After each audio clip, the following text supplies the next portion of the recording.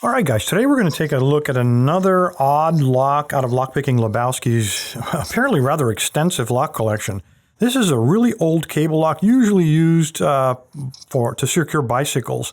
I've seen this type of lock used a lot overseas, not so much here in the States, but this one is made in Germany. It is a Gevov 630. It has a couple of oddities about it. When we take a look at this key, I think right away you'll see what it is. When you look at that key, this is a push lock key, a lot like the Yale pancake lock I took a look at, I don't know, 2 or 3 years ago, with a couple of changes though. First of all, the Germans have a reason for everything, you can be sure.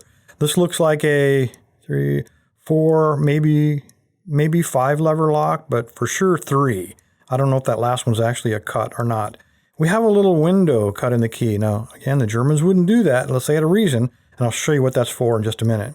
And then lastly, they punched a little dimple in there, and that is because they want you to align this correctly. So you can, if it's dark at night, you can reach up and with your thumb and you can easily feel the top of the key in the correct orientation. When you slide it in the keyway, they've also made a provision for that little dimple to slide in there, a little cutout on the keyway.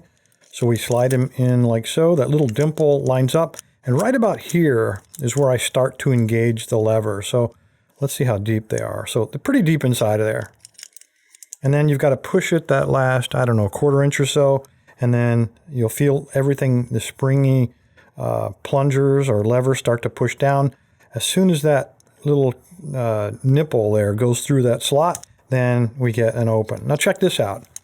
You wonder what that little slot in the key was for. Why did the Germans do that? Well, it's a key retaining lock. And very cool mechanism. There's probably some little lever that flips over and engages inside of the key to keep you from pulling it out while the lock is open. And then when you slide this back in, check this out. I'm going to try to get this in frame. When you push and lock it back in, auto eject of the keys. How cool is that? That would launch it off deep in the weeds and the snow unless you attach a cool tag to it. This is Lockpicking Lebowski's tag that came with it. Tell me what it was. But all this stuff is pretty much written on the lock or the key itself. All right, let's see what we got to do here. It is a lever lock, and it's, I think, very similar to the pancake lock made by Yale. So I'm going to try to pick it. Let me grab a pick here. Actually, it's a probe. I made this out of 32 thousandths feeler gauge. And let's see what we got here. I'm going to grab him, try to keep everything in frame. All right, we know they're going to be deep, so let's just slide in there till we hit bottom, and then feel around for anything springy. Oh, there's something really high right there. Let's look on the other side. Nothing over there. There's something really high, pretty much in line with that groove. And over here, there's nothing. All right, let's get on the thing that we can feel and give it a good shove. Oh, Houston, we have a launch.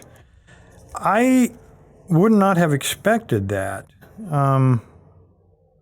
I thought there were going to be more levers. I felt one single lever, and I find that really hard to believe on a German lock. They usually don't lie about what's inside of there.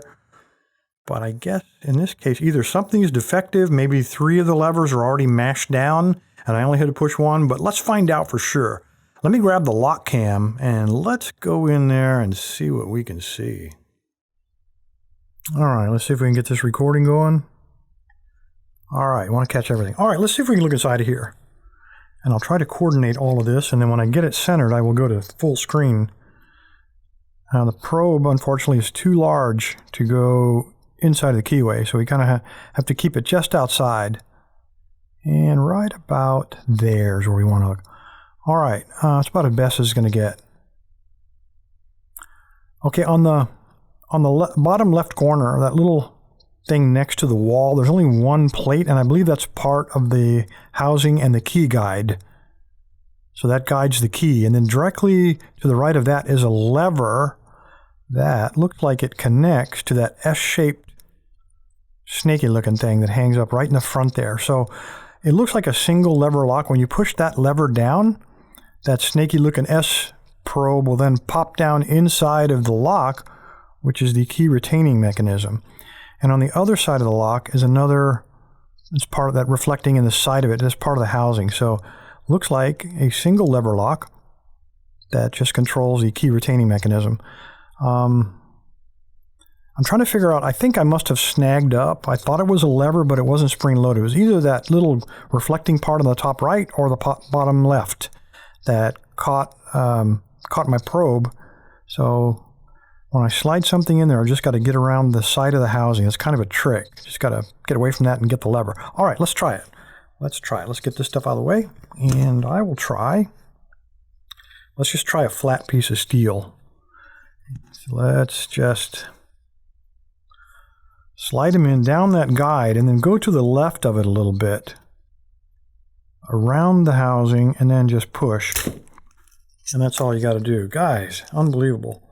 Single lever lock, even though we have a key that certainly looks like it's at least 3 or 4 levers, only single. I can't believe that coming out of Germany. Maybe this was former East Germany. Anyway, guys, there you go. Appreciate your time. Appreciate your patience. Stay safe. Stay legal. Lock picking Lebowski. Thank you, sir, for the lock.